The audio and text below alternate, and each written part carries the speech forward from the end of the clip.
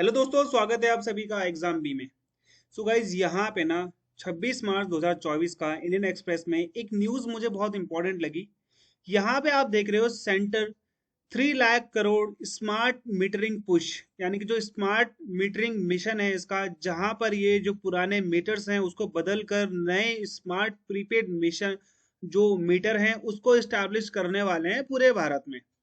यहाँ पे आप एक चीज देख रहे होंगे कि यहाँ पे गोल्ड के प्राइस है, यूएसडी रेट यानी कि यूएस का भारत से जो करेंसी है उसका रेट कितना है, यानी कि 1 USD is equal to 83.48 rupees. Oil की अगर हम लोग बात करें तो $85.81 चल रहा है। सिल्वर आपका रुपीज में होता है, ये होता है 1 kg पर, ये होता है 10 ग्राम्स पर, ये आपका 1 रुपीज पर होता है। अच्छा, ऑयल का किसी को पता है कि जो ऑयल का बैरल होता है वो कितने लीटर का होता है? और यहाँ पे ना आपको एक चीज दिख रही होगी, इंडियन बास्केट। इसका मतलब क्या है? क्रूड ऑयल जब भी भारत बाय करता है तो ओमान हो गया आपका, ओके, और आपका यहाँ पे सऊदी अरब हो गया। अब ये बेसिकली जो यहाँ पे ऑयल प्रोड्यूस करते हैं इसमें होता है हाई सल्फर कंटेंट, इसीलिए हम इसे बोलते हैं स्वार। और एक होता है स्वीट, जिसमें यहाँ पर जो सोडियम कंटेंट होता है, सल्फर कंटेंट होता है, वो होता है कम। जिस वजह से स्वार और स्वीट का जो यहाँ पर मेल बनता है उसके एवरेज का हम लोग बोलते हैं इंडियन बास्केट। और अगर एक बैरल की अगर मैं बात करूं तो 159 लीटर, जिसका मतलब है 42 गैलन्स, यूएस गैलन की बात कर रहा हूं मैं यहाँ पे। ओके, तो इतना आप लोग को बता दिया यहाँ पे। अब आया आपका सेंटर गवर्नमेंट। ये न्यूज आई क्यों है सामने? केरला ने इसको मानने से मना कर दिया है। बोला है कि हम लोग अपने जो ट्रेडिशनल तरीका है उसी को ही फॉलो करेंगे। जैसे कि आपने देखा होगा, हम इसके लिए एक अल्टरनेट मॉडल लेके आएंगे, लेकिन हम इस स्मार्ट मीटर नेशनल प्रोग्राम को एक्सेप्ट नहीं करते हैं। 2009 में गवर्नमेंट ऑफ इंडिया इसको लेके आई थी, जहां पर 3 लाख करोड़ रुपीस अभी तक इसके लिए एलोकेट करे गए हैं, जिसमें यह बोला गया है कि 250 मिलियन से अधिक जो हमारे पुराने टाइप के मीटर्स होते थे जिसमें आपकी रीडिंग्स आती थी, उनको हम बदल देंगे मार्च 2025 तक। केरला इससे बाहर हो गया है रिसेंटली, इसलिए ये न्यूज सामने आई है, इसलिए आपका ये जानना बहुत जरूरी है। अब यहाँ पे आप देखोगे ये स्कीम पर्टिकुलरली फॉलो क्यों करी जाती है, क्यों इसको हमने एक्सेप्ट करना है? क्योंकि यहाँ पे टेक्निकल एंड कमर्शियल लॉसेस की अगर हम लोग बात करें, जब भी इलेक्ट्रिसिटी इलेक्ट्रिक पावर स्टेशन से आपके घर में पहुंचती है, बाय वायर पहुंचती है, वो जब वो वायर से पहुंचती है तो वहां पे बहुत सारे लॉसेस होते हैं। कई जगह बिजली चोरी करी जाती है, कई जगह तार टूट जाती है, कई जगह पे ये जो इंसुलेटर कंडक्टर होता है इनका इश्यू होता है। तो यहाँ पर आप देखोगे कि अलग अलग तरीकों से इलेक्ट्रिसिटी का लॉस होता है। इन्होंने ये बोला है कि हम लोग क्या करेंगे, फाइनेंशियल 2022 जो कि जा चुका है, इसमें इन्होंने बोला है 16.44 तक हमारा जो लॉस है उतना लेके आएंगे। पहले हमारा लॉस कितना था? 22.32। अभी मैं आपको आगे का भी बताऊंगा। ये 2022 का करंट अफेयर के उस टाइम के लिए था, यानी कि जो अभी न्यूज आई है उसको इस हिसाब से इन्होंने माना है।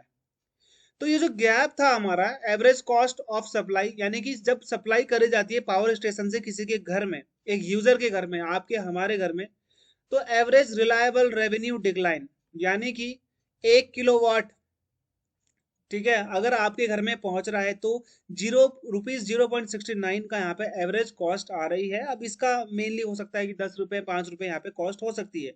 ये फाइनेंशियल ईयर 2021 का है, 2022 में 0.15 हो चुका है, यानी कि हमने एवरेज जो कॉस्ट ऑफ सप्लाई थी उसको भी कम करा है, यानी कि हमको थोड़ा यहाँ पे फायदा हुआ है। अब nation also needs to cut aggregate technical and commercial loss. अब यहाँ पर इस मिशन के तहत 2027 तक हम लोग चाहते हैं कि जो हमारा लॉस होता है इलेक्ट्रिसिटी को यूजर तक पहुंचाने में, उसमें 10% के नीचे आ जाए हम लोग। अभी तक कितना है 2022 में? 16.44। 2027 तक हम लोग 10% तक लाने की कोशिश करेंगे। अब ये वर्ड आपको जानना बहुत जरूरी है, EESL, energy efficiency service limited. ये एक जॉइंट वेंचर है पब्लिक सेक्टर कंपनी का, जो कि मिनिस्ट्री ऑफ पावर के अंतर्गत आती है।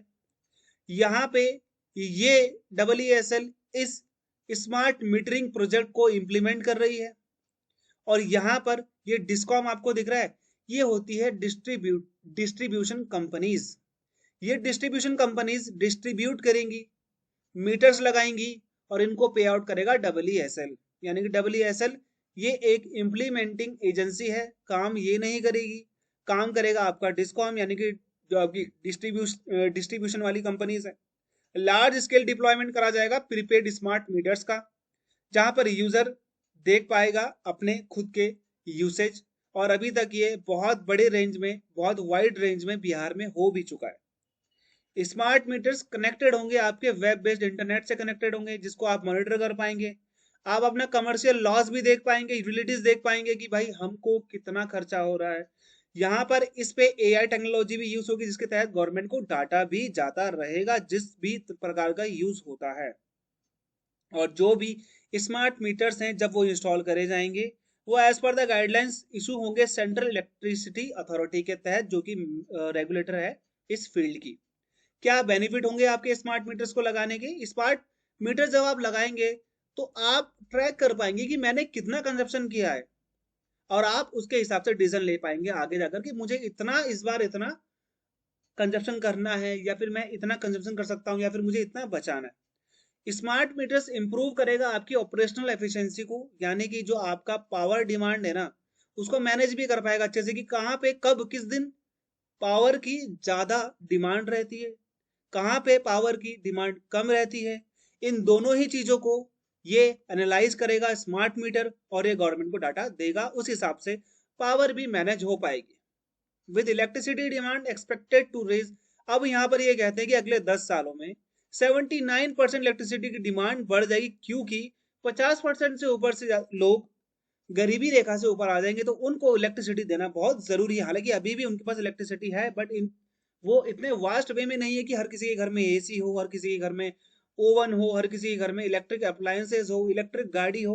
लेकिन अगले 10 सालों में ये बहुत बढ़ने वाली इलेक्ट्रिसिटी की खपत, तो यहाँ पे हमको ट्रांसफॉर्म करने की बहुत ज्यादा जरूरत है। इसी के साथ साथ नेशनल स्मार्ट ग्रिड मिशन को भी आपने यहाँ पे ध्यान देना है। ग्रिड क्या होता है? जब भी आप, ग्रिड का मतलब होता है आप एक सिटी से दूसरी सिटी, या फिर एक घर से दूसरे घर को इलेक्ट्रिसिटी से आप कैसे कनेक्ट करते हो, आपके पास क्या पैटर्न है। ग्रिड पैटर्न बेसिकली ये पैटर्न होता है जब हम किसी भी ग्रिड पैटर्न की बात करते हैं। तो इलेक्ट्रिसिटी आज की डेट में भारत में इस ग्रिड पैटर्न के हिसाब से ही चलती है। तो 2015 में हमने ये मिशन लेके आए थे, जिसके तहत हमने ये कोशिश करी थी कि हम लोग स्मार्ट डिस्ट्रीब्यूशन करेंगे। स्मार्ट डिस्ट्रीब्यूशन का मतलब क्या होता है? मान लीजिए कोई सिटी है जहां पे 100 घर हैं, और दूसरी सिटी जहां पे 10 घर हैं। यहाँ का जो इलेक्ट्रिसिटी सप्लाई होगा वो इसके कंपेयर से थोड़ा यहाँ पे आपको हार्ड लग सकता है, क्योंकि यहाँ पे मैनेज करने में ज्यादा टाइम, ज्यादा एफिशिएंसी लगेगी। इसके लिए आपके पास डाटा होना चाहिए कि जो 100 घर है, इनमें से कौन से कितने घर का जो खपत है वो ज्यादा है, वो कम है। अब ये 10 घर हैं, 10 घर को आप अच्छे से डाटा ले लेंगे, उसका अच्छे से आप मैनेज भी कर लेंगे, और यहाँ पर आप उसी प्रकार से इलेक्ट्रिसिटी देंगे, उतने ही प्रकार की उतनी ही वोल्टेज भी देंगे। कभी अगर मान लीजिए आपको लगता है कि रात को इलेक्ट्रिसिटी काटनी चाहिए, यहाँ पे जरूरत नहीं है ठंड के टाइम पे, तो आप वो भी कर सकते हैं इसके तहत। और यहाँ पर ये जो स्मार्ट ग्रिड मिशन है, इसके तहत आपको टेक्निकल असिस्टेंट भी दी जाएगी यूसेड के द्वारा। ये एक साउथ एशिया का रीजनल एनर्जी पार्टनरशिप है। आप एक तरीके से बोल सकते हो, ग्लोबल तो नहीं बोलेंगे, लेकिन रीजनल पावर एग्रीमेंट है between India and south Asia, south east Asia भी बोल सकते हो आप। अब यहाँ पे सबसे बड़ा फायदा अगर आप देखोगे, भारत में बिजली चोरी अमूमन आम बात सी होती जा रही है। भारत में बिजली चोरी के जो केसेस हैं वो दिन प्रतिदिन बढ़ रहे हैं, लेकिन हाँ भी हमने इस पे रोक लगाई है। अब ये जो स्मार्ट मीटरिंग सिस्टम है, इसके तहत आर्टिफिशियल इंटेलिजेंस, आपका एआई मॉडल काम करेगा, मशीन लर्निंग काम करेगी, जो यहाँ पे आपका डाटा जनरेट करेगी स्मार्ट मीटर से, और डिटेक्ट करेगी कि भाई चोरी के केसेस कहाँ पे हो रहे हैं। पता चल जाएगा कि मान लीजिए ये तार जा रही है इलेक्ट्रिसिटी की, यहाँ पे 5 घर हैं जो यहाँ पे इलेक्ट्रिसिटी जिनको दी जा रही है। मान लीजिए किसी एक ने यहाँ पे तार डालकर अपने घर में इलेक्ट्रिसिटी लेके आ गया, तो यहाँ से इस एआई मॉडल के द्वारा, इस टेक्नोलॉजी के द्वारा पता चल जाएगा कि आपकी इस जगह पे बिजली की चोरी की जा रही है। अब यहाँ पे आप देखोगे कि ये बिजली चोरी में भी हेल्प करता है। अगर हम लोग aggregate technical and commercial loss की बात करें, भारत में 2016-17 से 2020-21 के बीच में, ये चोरी का ही मान लीजिए आप, एक तरीके से ये लॉस होता है। टेक्निकल लॉस भी है इसमें, कमर्शियल लॉस भी है, क्योंकि कई बार ऐसा होता है। अब इसमें सारे प्रकार के लॉस आते हैं, चाहे तो आप चोरी मान लीजिए, चाहे तो आप तूफान से हुआ हुआ डैमेज मान लीजिए, सभी चीज के डैमेज आप इसमें ले सकते हो। तो यहाँ पे आप 2016-17 में 23% आप देखोगे लॉस, 17-18 में 21% है, 18-19 में 21% है, 19-20 में 20% है, 20-21 में 22.32 है और 2021-22 का लेटेस्ट डाटा है 17% हमारा लॉस हुआ है हमारे घर तक बिजली पहुंचाने में। तो यहाँ पर आई होप आपको चीज़ें समझ में आई होंगी। समझ में नहीं आई होंगी तो आप मुझे कमेंट में लिख देना, मैं जरूर आप लोग को रिप्लाई करूंगा। नेक्स्ट वीडियो आएगी हमारी, बहुत जल्दी आएगी और मैं कोशिश करूंगा कि मैं आप लोगों के सारे कंसेप्ट क्लियर करूं। मिलते हैं हमारे अगले वीडियो में, तब तक के लिए गुड बाय एंड जय हिंद।